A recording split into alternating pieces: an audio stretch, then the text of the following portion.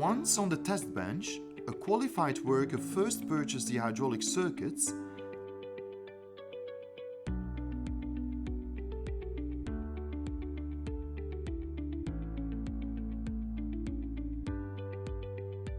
checks the lighting and electrical installation. He or she then carries out the first basic tests, which allow the machines to be preset before the precise adjustment with the tractor.